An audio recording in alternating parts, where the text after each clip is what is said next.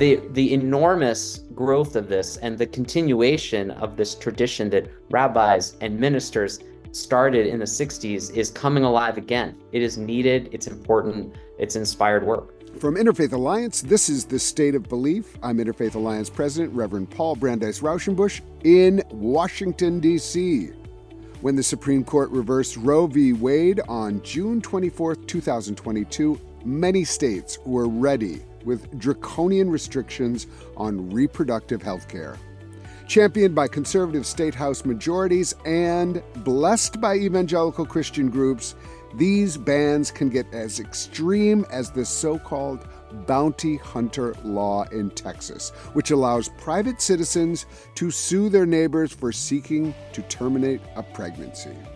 In reality, reproductive health care is an essential human right, and what we see today dominating the public discourse is a toxic mix of bad science and revisionist doctrine.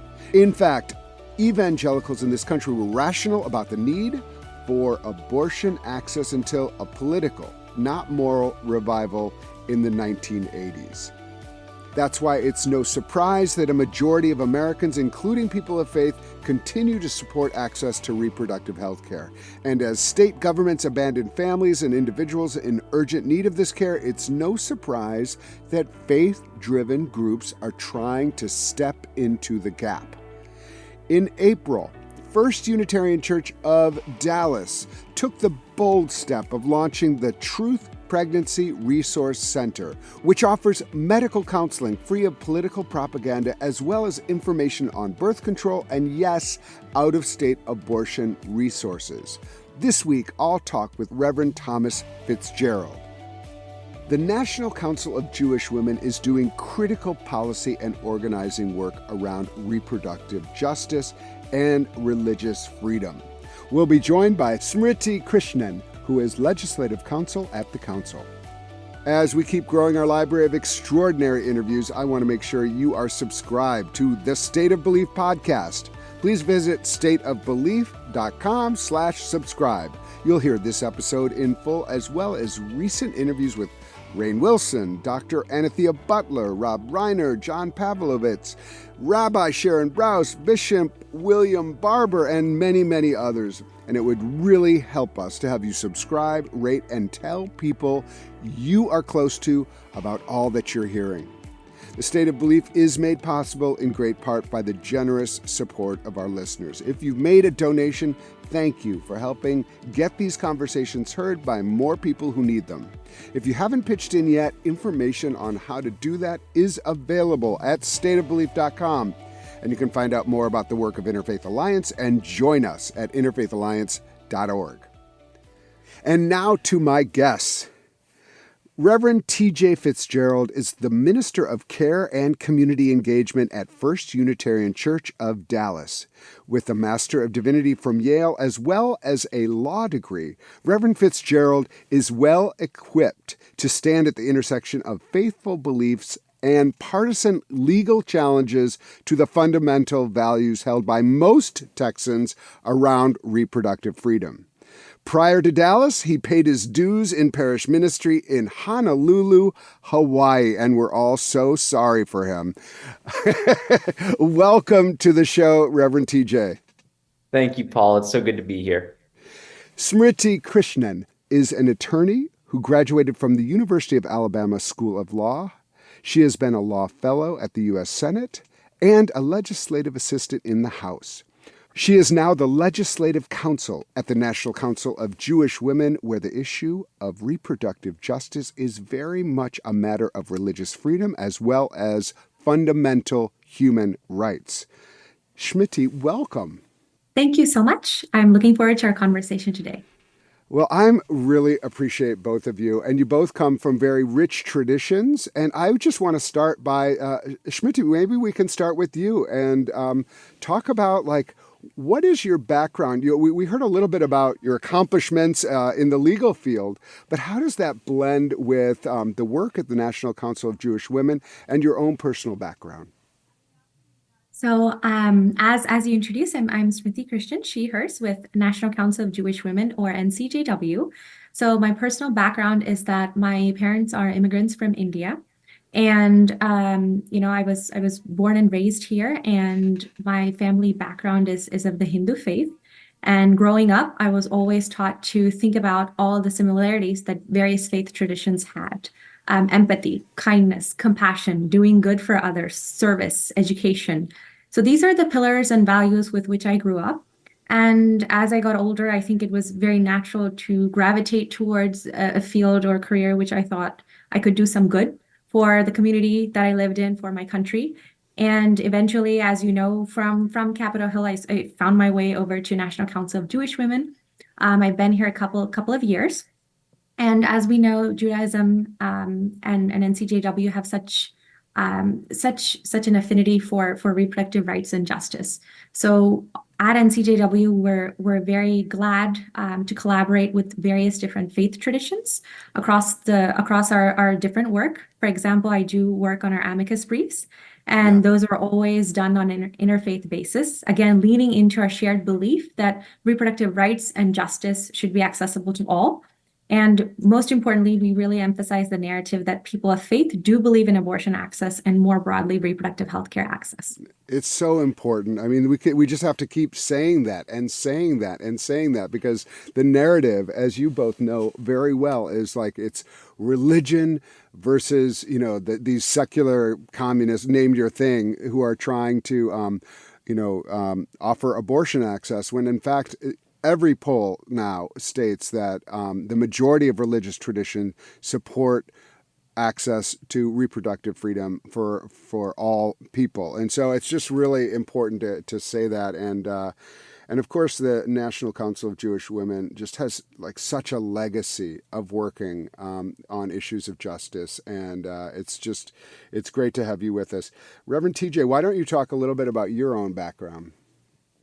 Sure. Thank you very much. And Smriti, great to hear the incredible work you're doing. Thank you for sharing that. And thanks for inviting me on. Some of my background, I was raised in the Roman Catholic faith and spent a fair amount of my childhood there.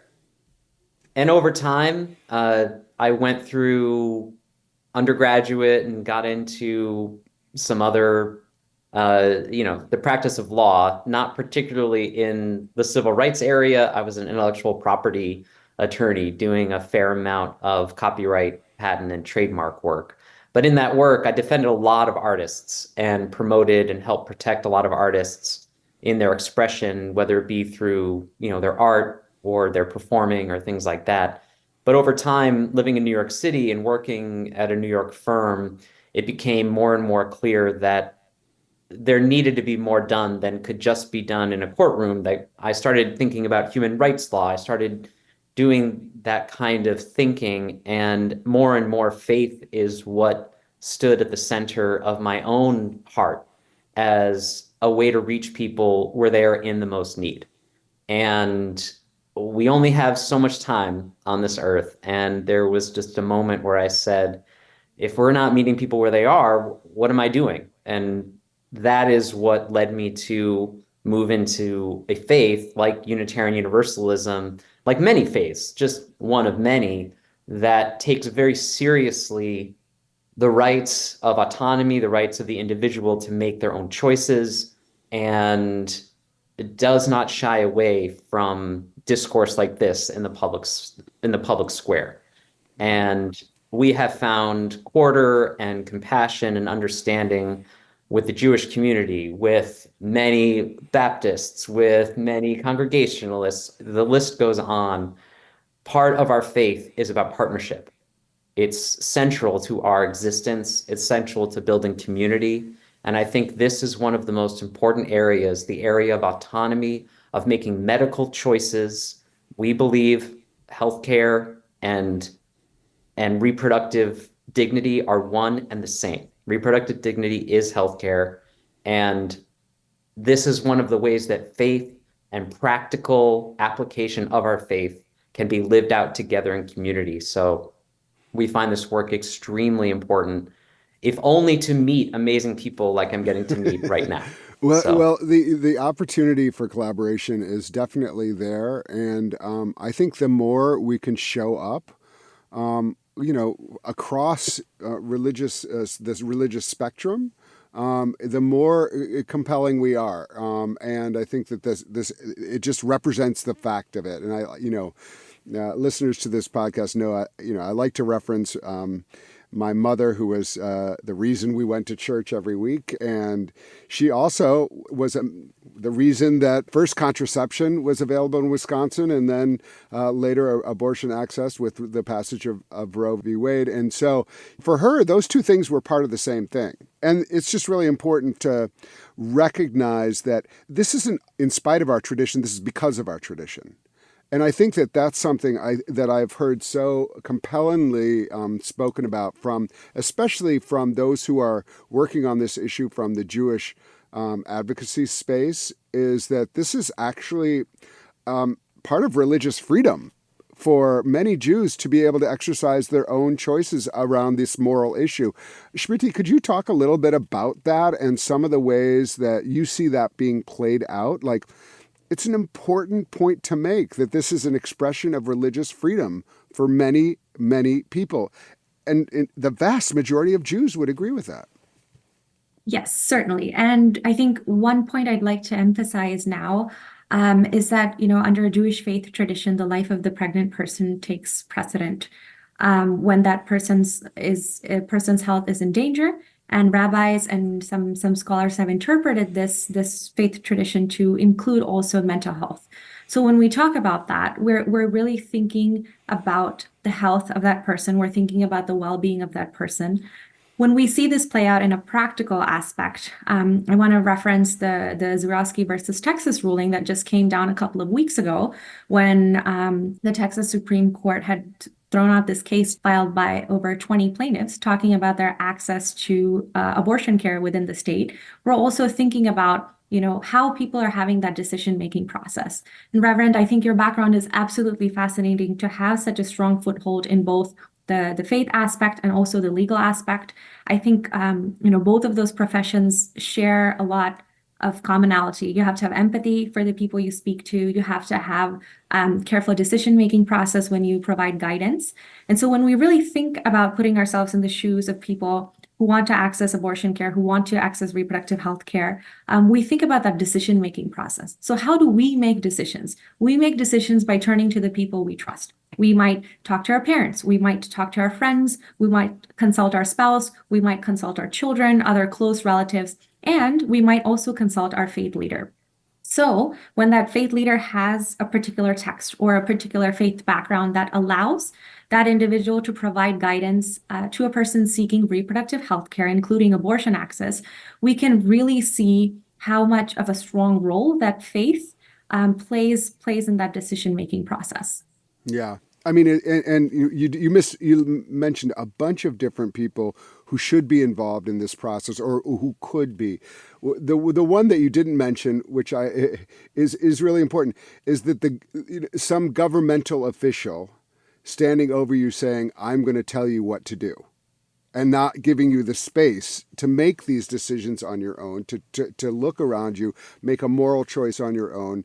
And so, I think that's a very compelling way that many people are framing this, is that between you, your faith leader, your doctor, your family, but not you and your governmental official who's there kind of trying to enforce a certain way of doing it, and which is, we should say, rooted in a particular understanding of a tradition and imposed on others. So it's almost a kind of religious coercion. So, which actually brings us, I'd love to hear more about the work of the Truth Pregnancy Resource Center. And, I'm sure what was the genesis of it? Like, what need did you see? And then how did you go about filling it? Sure. Thanks for the question.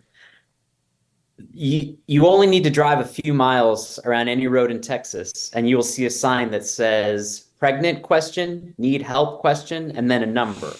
These are signs that are posted outside, usually of houses of worship or faith places.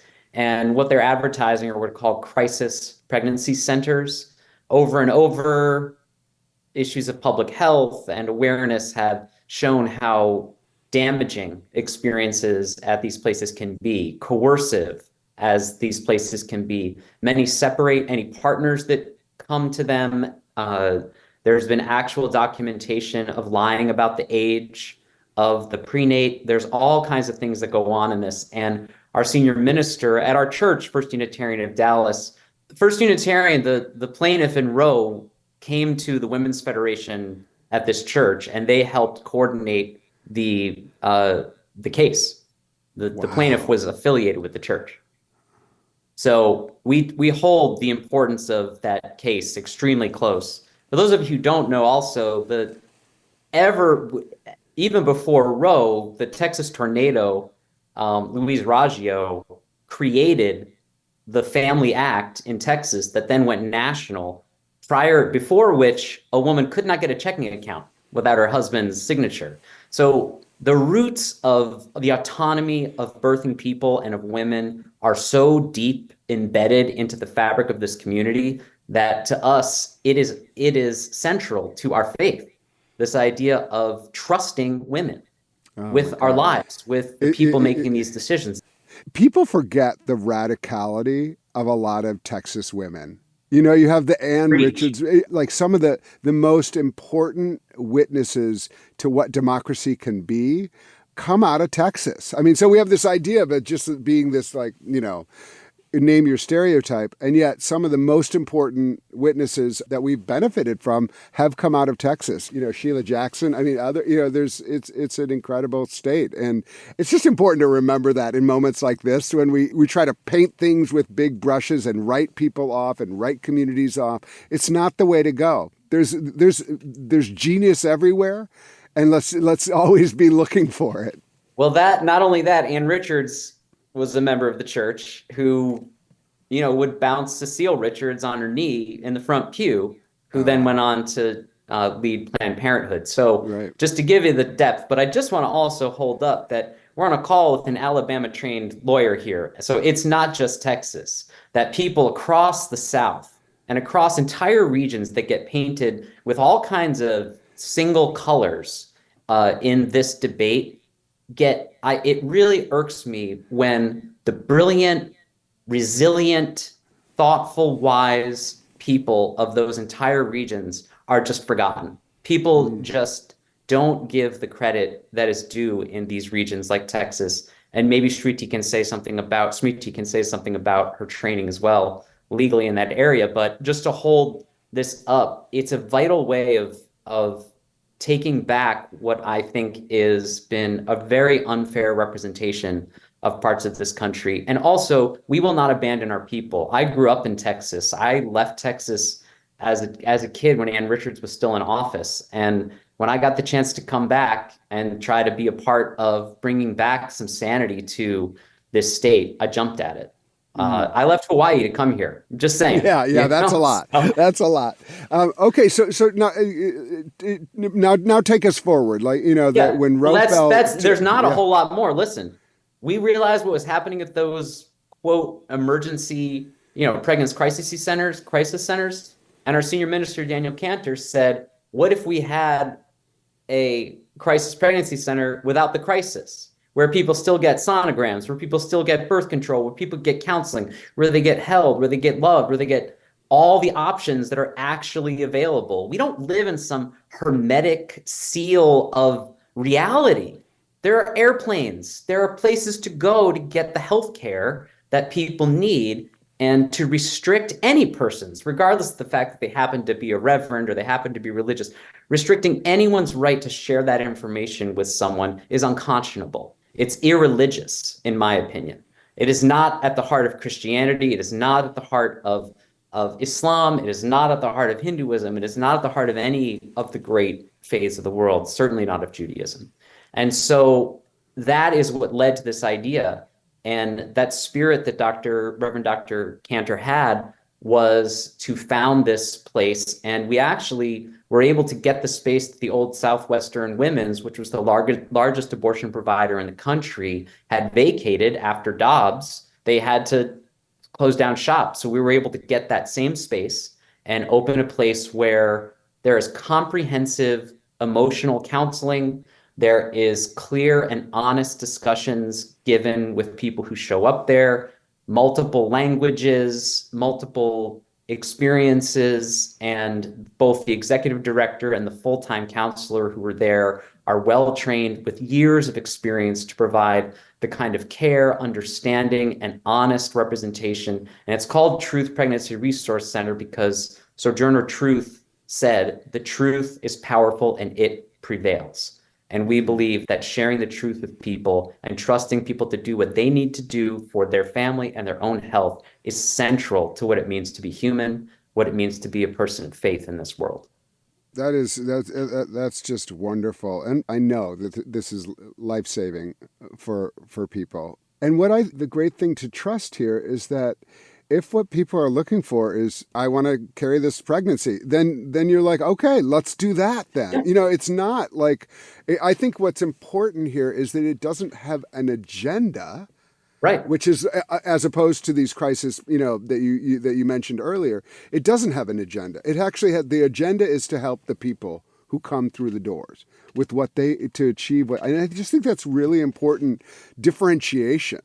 And also, that this is all about, it's about care, it's about love, it's an extension of ministry without the trappings of enforcing one perspective or another. And I just think that that's just really, really great and brave.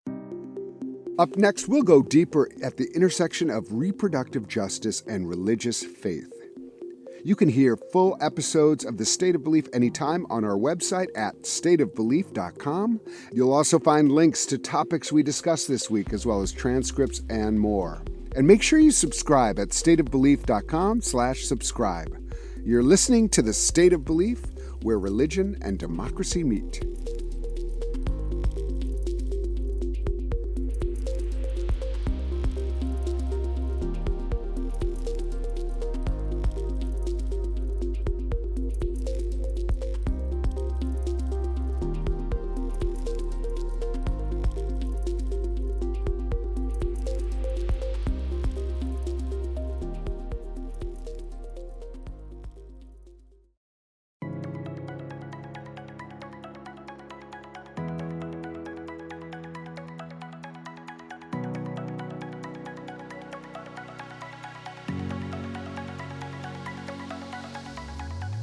Welcome back to The State of Belief. I'm Interfaith Alliance President, Reverend Paul Brandeis Raushenbush.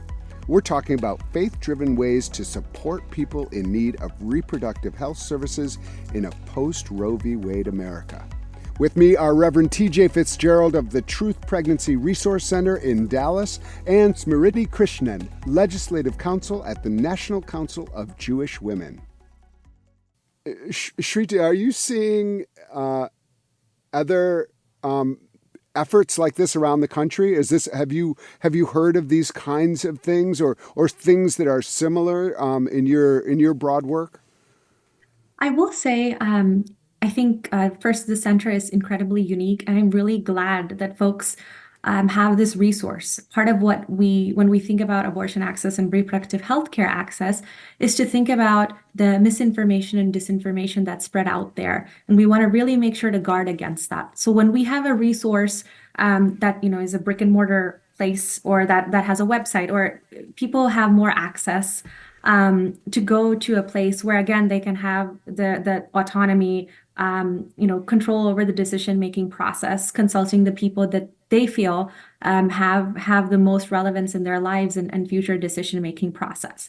In terms of efforts, yes, we've seen, folks helping people access reproductive health care in hostile states. We are seeing folks help out financially, folks who need to, perhaps leave the state or access reproductive health care, including abortion care, in another way.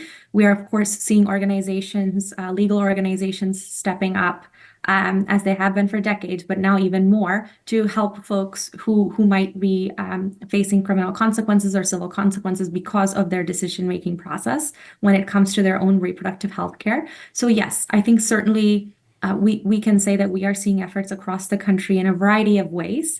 Particularly because NCJW is an advocacy organization, I'm seeing a lot of consistent, zealous advocacy. I really want to bring in the point that reproductive rights, health, and justice organizations have been doing this work for decades. And since the Dobbs ruling back in 2022, there's been an increased spotlight on abortion and reproductive health care in general. But I want to really emphasize the fact that this work has consistently been taking place, and it will be for decades, because we always need to consistently and zealously advocate for reproductive health care. When we look back at the trajectory of American history, and we look back at whenever people have had access to dignity, respect, equality, inclusivity, it just didn't happen. It happened because there were people brave enough to speak out. It happened because there were people brave enough to take on personal consequences to make that dignity, equality, respect, and inclusivity happen. And so in terms of abortion care, I hope that's where we're headed as well. Yeah. And, along those lines, that we can make all kinds of progress, and there's no guarantee that it will stay unless we continue to fight. I mean, I think that, abortion access is a perfect example of that. I would say with LGBTQ equality, we're facing another moment where just the future is uncertain because of how because of some of the courts, and also how exercised people who want to take away those rights are right now. And so there's, there is ongoing work. And you can speak to this, Reverend TJ, there was an argument that could be made that even before Dobbs fell, like that in Texas, like abortion access was essentially not there. So, this had already been chipped away.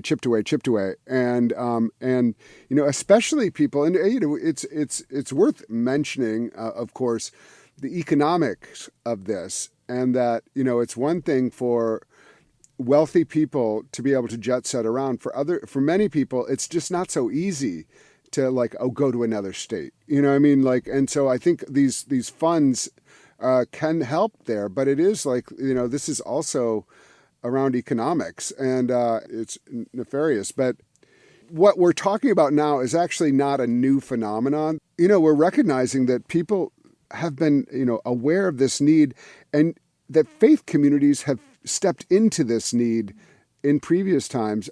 I know that the church I started going to when I first got to New York City was Judson Memorial Church, and they were one of those places. They were part of a collective of Protestant leaders who were really involved in helping women access reproductive health care at that time. But that's kind of all I know, and I'm just curious, what maybe you can take us a little bit as some history of this. The first thing that comes to mind in that time frame when we're talking about before 1973 is the clergy consultation service, which, as I think you alluded to, in terms of people of faith communities stepping in to fill that need. And so from what I know, sort of around that time frame of 60s, early 70s, right before 1973, there were rabbis, there were ministers who came together to help people access abortion care. Sometimes, perhaps, I read anecdotally how folks had to leave the U.S. and get abortions elsewhere. Maybe accessing abortion within the U.S. by posing as, someone's father or, someone's relative. And so they were working to fill that gap, not only financially, but also on a personal level. They would counsel folks, they would help folks, get connected to the right people. This was, of course, long before we had the technology we have today. So that people-to-people connection was really important, and they stepped in to fill that need at that time. Mm. Yes, thank you for that. The senior minister of this church at the time was part of the clergy consulting, and there were places you could go in the Gulf of Mexico to receive abortion care. So would drive people there, drive people to northern states. He drove people everywhere and was part of that process. And that tradition has actually continued today. For the last few years, we've been flying people from the Dallas area. Not us flying, we don't fly planes, but we accompany people who are traveling to receive this medical care. Ministers, I believe, are called to go wherever it is hardest for people. And so we travel with people who are receiving abortion care in Albuquerque and other places who've arranged their own travel and can do all that, as you referred to, where abortion is legal, like in New Mexico, they can arrange travel that way, but we'll go with them. And for a while, we're meeting at the church and coordinating groups of people, up to 20 people, and going to receive that. And we actually believe abortion happening in a group is a deeply spiritual experience. The community we've seen built on those trips that are still happening is unbelievable. Even when we only travel with one person, the experience that one person has of being held and seen and understood and not judged and just helped, especially when they have never been on a plane before. The number of birthing people we have met who've never been on a plane, who are then going to do this thing that society has told them is so scary and wrong, they don't even know not to wear sandals because planes are cold. And I don't mean to, but so there's that group. And then we have people who are working for multinational companies who the only way they can get help traveling, they want to travel with a group. So we have a range of people who travel to receive this care. And we understand that in some clinics out of state, 75% of their patients are coming from the Dallas-Fort Worth area. So the enormous growth of this and the continuation of this tradition that rabbis and ministers started in the 60s is coming alive again. It is needed, it's important, it's inspired work. So there's two rabbis that traveled with our groups for years. So. I'm curious, you're both attorneys, and especially in some of the states which have passed some of the most harsh laws, including Texas. What are the legal risks for the Unitarian Church or any other religious organization that wanted to, from their own conviction, participate in this ministry, if you will, or however you want to work of the religious community? What are the legal risks, or what are the legal threats? Is probably the better way to put it. What has been levied at you, Reverend TJ? Well, there's always, as any attorney knows, there's threats, there's possible outcomes, and then there's the reality. And we are not doing anything against the law. So there's what is operating here is fear. The message of fear that is coming from lawmakers, that's coming from the rise and the tide of Christian nationalism, however you want to call it, is effective. And it is making people afraid.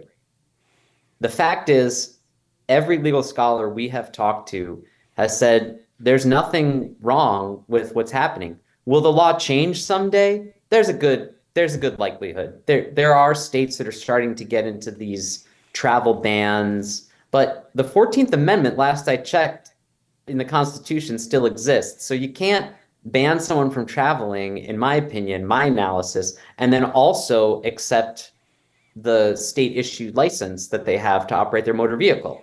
There are ways that this nation exists as a republic, that exists in its foundational principles that militate against these kinds of laws. Now, any attorney will tell you, if you have to depend on a few judges in robes somewhere at a bench as the last line of defense, there's probably something wrong in your society in the first place. And one of the beautiful things we're seeing nationwide right now is when this question is being put to people of faith, or just civic people at all, to decide how they want their healthcare to be administered, how they want their access to be available, it's overwhelmingly passing all the time. So what we know is that the tide is shifting, but we've got to keep building this movement, because when you talk about the chipping away of these rights, that is part of a 30-year plan that has been happening since the passage of Roe. We've got another 30 years to go to push the tide back, I think. Right. And so we've just got to keep doing it. But nothing we're doing is gets. And as far as threats go, well, let me just ask you specifically about, there was a bounty, almost a bounty. People being rewarded with potentially a $10,000, I don't know. You know what I'm talking about. You remember this law it just seems so crazy that there would be a law that would turn neighbor against neighbor in this way and promote vigilantism. Does that have any implication for the work you're doing? Well, yeah, and Reverend, I think when you were earlier talking about the chipping of away of rights, it's also, I think, when we think about the sorts of legal challenges that are happening right now, it's very important to also keep timing in mind. So we had a variety of lawsuits in the decades, when Roe was, having that constitutional right to abortion. So between 1973 and 2022, there were plenty of cases about reproductive health care and access to reproductive health care.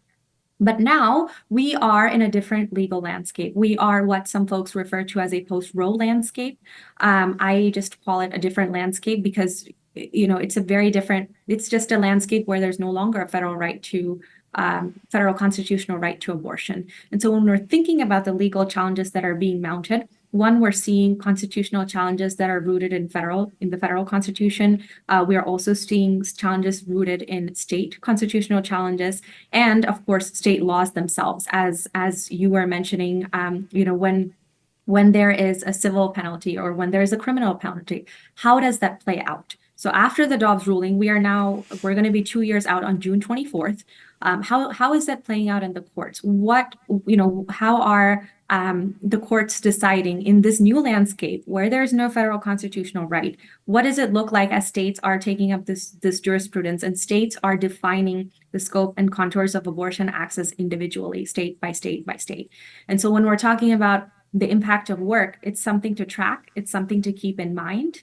We're also tracking other policies like fetal personhood. Like, what implication does that have for abortion care work, for abortion access work? So there are a variety of policies to track in this new legal landscape, and we're seeing those challenges play out. So every ruling that has come down since June 24, 2022, I'm particularly paying even more attention to. What does this look like? And how can we use this as a prognosis for the future of our work?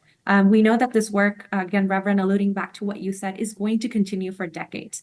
So as the stage is being set for the decades of work, we need to be looking out for the arguments that can be challenged. We need to be looking at the successful arguments. And above all, when we're thinking about legal challenges, when we're thinking about how this plays out in a public manner, we should always center the people most impacted. Are the plaintiffs in a legal challenge going to be kept safe? Do they want to share their names? Do they want to share their stories with their communities? Because there are real repercussions. It's their story, it's their life. And when you're a plaintiff in a lawsuit, the trajectory of your life can change forever. Right. And so that's something we always want to make sure to do, is center the people most impacted and keep their safety, keep their story, keep their faith, and keep their autonomy at the forefront of our minds. Yeah. Anytime this is put up for a referendum, and it's mostly been in very conservative states, it's actually been very clear what the people want.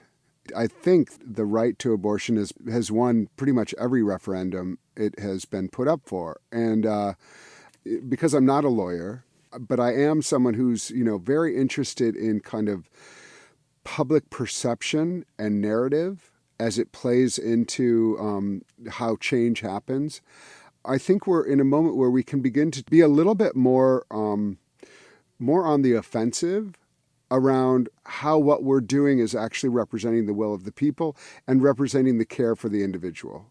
And I do think, like, in some ways, there was a kind of assumption, it'll never happen. It'll never happen. And frankly, the Supreme Court justices who made it happen said they wouldn't do it when they were being interviewed, and then they did it. But now we're in a different, as you say, different landscape. But I think part of what we have to take back is the narrative that what we're really representing is the will of the people to make decisions about their own life, and also that this can be a moral choice, that it's up to the individual to make their own decision about their own body and their own life. And so I just think we're also in a narrative battle, and I think it's one that we can win and that we have been winning recently. And it'll be interesting to see what happens in the upcoming referendum in Florida, for instance, which seems very hostile territory. But this, actually, I think it could be that.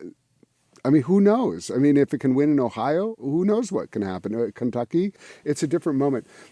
We have a couple cases that are about to come down in the Supreme Court. You mentioned the personhood issue, and as someone who has a personal experience with IVF and how important it was in like my my children's existence, and yet you have people weighing in saying all kinds of things, and I have to say, like you all know better than me, but to have a Chief Justice reference God and and the will of God in an opinion just seemed like beyond the pale to me. It's amazing that you're both like attorneys as well as like coming with faith perspective. How do you imagine both the immediate next steps that you feel like that will be coming from the Supreme Court, but then also kind of moving into the future as far as like what you would like to see faith leaders do, especially since given that's my area? Like, what advice would you have for us? Personhood is what has always been, I believe, the plan here is to make every age, every time, every bit of control over the power of a woman or a birthing person to reproduce partly an instrument of the state and a state-led moving ever forward towards some kind of Christian nationalism. I don't think I'm saying anything that is completely out of the realm here. So what I would say is that solidarity with the people who are most affected, just as my colleague just said, and really making the effort to understand, to hear, to support, to be part of, and not participate in saviorism, but in understanding the centrality of how much more we have in common with the people who are being impacted most disparately by these policies than we ever have had not in common with them. Finding that human center of sharing, which is at the core of all true faiths, is what needs to happen for faith leaders. And if you have questions about how to do it, just start acting like, just ask your friends, ask people in the community, how can I be part of this? How can I support you? Because the disparate impact on people who are poor is a war on the poor, in my view. And that by battling this among the many other things that are impacting those among us who are suffering the most, that is where salvation comes. That is where redemption comes. That is what faith is for. And if people are wondering what to do, that's what I would say. But I defer to my colleague as well. So since Reverend, you addressed the second part of the question, I'll take the Supreme Court part of the question. So yes, we are waiting down on two cases, FDA versus Alliance for Hippocratic Medicine, which is about the access of one drug in the two-part mifepristone in the two-part drug regime for medication abortion.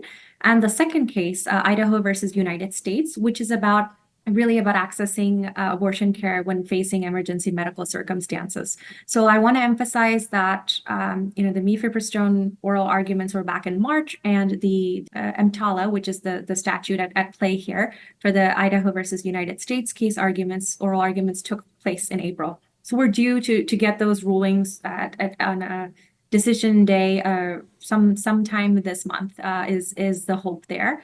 And when we're talking and thinking about the impact of the rulings of these cases, again, it's really going to impact on the ground access. So we'll have to wait to see the rulings themselves, the text, the language, to know more about the impact and interpretation that we can carry with us going forward. But essentially this, particularly the access to mifepristone, this is the first time that abortion has been up in the court in such a big way since 2022. So again, we're really thinking about the decision-making process of a person. We know that when folks have access to mifepristone and misoprostol, there's two drugs there to access medication abortion. We're thinking about the comfort of folks accessing medication abortion, particularly in places where they might not be able to go to a brick and mortar location to access abortion or reproductive health care. At least there's another option of having medication abortion. And some folks have shared their experiences in terms of being able to balance their employment with having a medication abortion at home, or having a comfortable place where they can access abortion as they're going through that process. So it's a very, very important case. And the second case, the Idaho versus United States, is also very important when we're thinking about people facing medical circumstances, urgent care, and abortion care is part of that. And so when there needs to be a medical decision made that requires abortion, can an individual access it? And again, really want to emphasize the point that at the heart of these two cases is abortion access. And we really, really need to emphasize the fact that people of faith do care about abortion access, safe abortion access, across all spheres. Yeah, there's murmurings now around contraception, even. So, like, as people say, "Oh, this is all," whatever. There's no satisfying. I mean, like, it's really like, okay, now we're complete, like, we're backing up, which is, again, it's complete Christian nationalism, as which has been said. Well, this, I think I just want to say how you are both doing amazing work, and I know it must take a lot out of you, and so one of the questions we ask at the end of every show is, what is giving you hope right now, that you can maybe share with the people who are listening? And so either one of you can go, but first. But what are some places that you're finding hope, or inspirations for hope, ways that you keep hope alive in your work? Smriti, you want to go ahead? I think what is giving me hope is honestly the continuation of this work. I'm seeing people from around the country. I grew up in Alabama. And so the IVF ruling in late February really, really hit home, as we were talking about that earlier, and all of the response we saw after it. So every time something is happening in the work, there are people from every single state who have stepped up, who at great risk to themselves, to their families, to their friends, who are carrying on this work, whether it is in a single act capacity, right, driving someone somewhere, or in a larger way, where they've devoted decades of their lives to this work. So that gives me hope. And that's sometimes, I think, as we're really thinking about our work, it always helps me to know that there are thousands of people out there also working to ensure that people have access to a full spectrum of safe reproductive health care. Reverend TJ? To me, my hope comes from individuals doing small acts are really my heroes. The small little pieces of, just as my colleague said, taking this time. It's hard to speak about too much, because some of the things that I've been in touch with people doing I know they're afraid they're going to get in trouble for doing. So I think that's it. We are in the new social gospel movement. We are in an era of coming together, of uniting in a way, and holding up these small acts of compassion, of love, of trust, and of caring, of one person to another, done not despite or to spite or in some way as an act against anything. But I think watching them and understanding these acts as acts of one's true internal faith and their relationship to the divine, or just their relationship to another freaking human being. Pardon my language, but it's like we are moving into such an incivil time that I see this as an act of a co-civil religion, of saying, I see you, I feel you, I will make this step for you. I will drive you where you need to go. I will walk with you through this really hard time that you're having. I will make this way for you. Great religious leaders through all of history have said, I will go with you where you go. And that is what I think, that is what Smriti is doing. That is what I'm doing. That is what you are doing. And we're only the inheritors of a tradition that has always been on the side of justice, compassion, and love. Mm. Well, thank you. You both give me great hope, and I'm so grateful for you, you both. June 24th marks 2 years since the Supreme Court Dobbs decision struck down Roe v. Wade, opening the doors to ever more restrictive bans on access to reproductive care at the state level. Reverend T.J. Fitzgerald, Smriti Krishnan, thank you so much for being with me today on The State of Belief. Thank you, Paul. Thank you both so much. Please be sure to subscribe to The State of Belief at Apple Podcasts or your favorite podcast platform, or at stateofbelief.com/subscribe. We need your help to keep making The State of Belief. Become a partner in this crucial work with a financial contribution today. Information on how to donate is available at stateofbelief.com. That's stateofbelief.com. And share what you're getting out of this show with the people in your networks. Let's get more people listening and keep these conversations going on Facebook and Instagram with the handle @StateOfBelief. The views and opinions expressed on this program do not necessarily reflect those of Religion News Service or Religion News Foundation. The State of Belief is produced by Ray Kirstein and is a production of Interfaith Alliance. Become a member today at interfaithalliance.org. And be sure to join us next week. I can't wait. Until then, I'm Paul Brandeis Raushenbush on The State of Belief, where religion and democracy meet.